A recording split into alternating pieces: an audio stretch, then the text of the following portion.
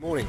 I've had a few clients in the last few weeks describe behaviours from staff where the staff have just blurted out something inappropriate, or they've had an experience where they've said something in a heated argument that they later regret, or they didn't say something that, they're in a tough discussion, they're in a tough argument or a tough conversation, and then 2 hours after the conversation they think of the clever thing they should have said or the appropriate way of saying what they should have said. Why is it that when it matters, our brain just seems to go out of order? Well, I'm going to show you that and we'll explore why that happens so you can see what's going on for you. Okay, so here is the brain cross-section, and just so you can see where things are, here's where your eyes would be and your skull over the forehead there. That's how it all fits together, just in orientation. So I'm going to show you a couple of parts of the brain. One part is this part here, which is often referred to as the smart brain. It's the part of our brain where we have our reason, our restraint. It's the part of our brain that I guess you could say is our adult, mature part of our brain. It is where we do our planning. It's where we do our decision making about our day. It's where we have our nuanced thinking. It's where we have our contextualized thinking. It's also where we have it provides us a level of restraint from not getting into arguments about stuff that doesn't matter. So the other part of our brain I want to show you is what's called the limbic system. Now this bit here is sort of a whole bunch of stuff in there.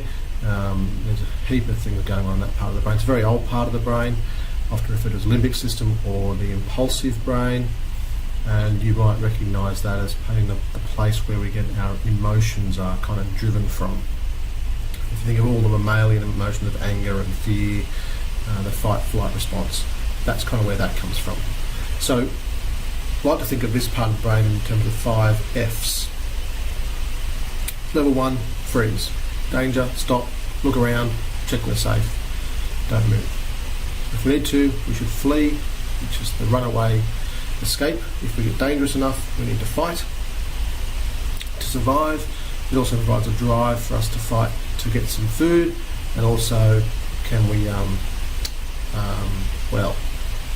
make new humans with this thing. They're the kind of 5 emotional drivers that we're all kind of bound to, and you'll see the very action-oriented stuff.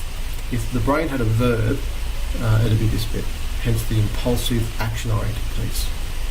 So what happens when we get stressed? How do these interactions between the smart brain and the limbic system work when we get stressed? Well, the amygdala, just about there, is like the panic button for the brain. It's stepping your child's Lego. If you almost walk out in front of a bus, if you get cranky at someone says, this bit fires up and does a few things. One of the things, it sends out some signals to get the body ready for action, cortisol, adrenaline, blood flow, blood pressure up, all those sorts of things. But it also sends a signal to the front of the brain, the anterior cingulate gyrus, just here, which restricts cortical blood flow to the front of the brain. Diverts it back in the middle of the brain so the limbic system can fire up and do its thing. Now this is important. You don't need to have restraint or contextualised thinking when you're running from a threat. Restraint's the least important thing. What you need is action. You need to run or you need to fight. You need to take action steps, which is why the front of the brain doesn't work. So when you are stressed, this part doesn't work as well. These things are compromised. That part of the brain just doesn't get the blood flow. If you're busy, it's the same outcome. If you are tired, it's the same outcome. This part of the brain becomes compromised when you're in those places.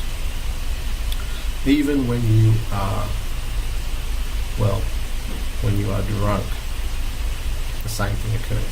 When you are drunk, how good are you seriously at things like reason and restraint?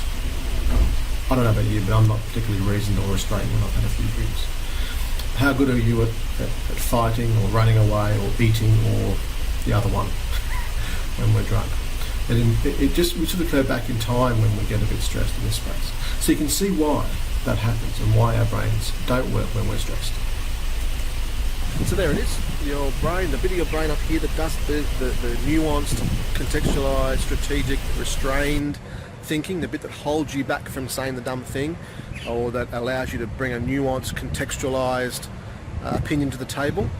That just doesn't work as well when you're stressed. When your brain's dialed up and stress is dialed up, that part of your brain is dialed down, and it just doesn't work as well. which is why during the conversation you can't think of the right thing to say, and you let things slip that you wouldn't have otherwise let slip. And then a bit later, when everything's dialed down, you're more able to be nuanced about it. So when you get that email that gets you a bit cranky, you're not sure what to do about it, and get you fired up, sure, draft an email, but then save it to draft. Come back in an hour or so and try again.